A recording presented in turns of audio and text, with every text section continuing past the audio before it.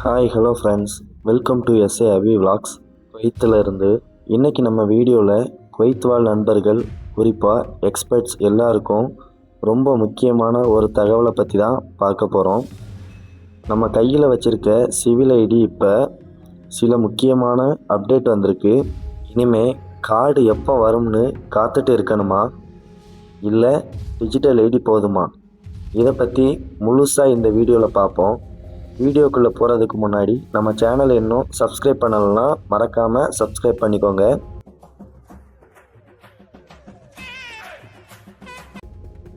Kuwait அரசு இப்போ எல்லாத்தையுமே டிஜிட்டல் மயமாக்கிட்டு வராங்க. முன்னாடியெல்லாம் நம்ம சிவில் ஐடி புதுப்பிக்க கொடுத்தா பிளாஸ்டிக் கார்டு வர மாத கணக்கில் ஆகும். ஆனால் இப்போது நிலைமை அப்படி இல்லை.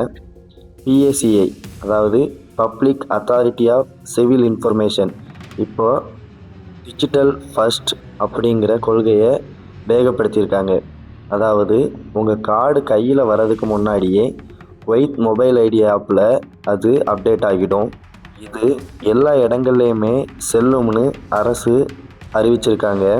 இப்போ முக்கியமான விஷயம் என்னென்னா, புதிதாக விநியோகிக்கப்படுற பிளாஸ்டிக் கார்டுகளில் மேம்படுத்தப்பட்ட எலக்ட்ரானிக் சிப் பொருத்தப்பட்டு வருது.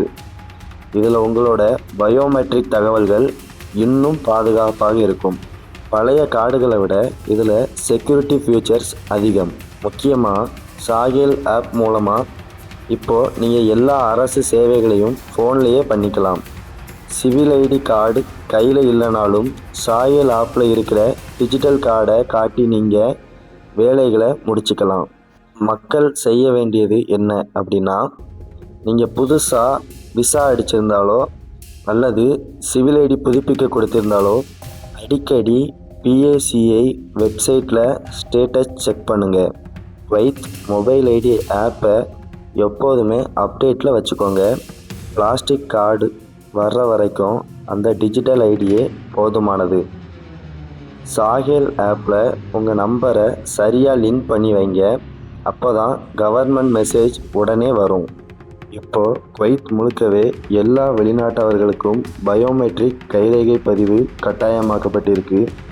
ஒருவேளை நீங்கள் இன்னும் கைரேகை பதிவு பண்ணலைன்னா உடனே சிவில் ஐடி ஆன்லைன் சேவைகள் முடக்கப்பட வாய்ப்பு இருக்குது.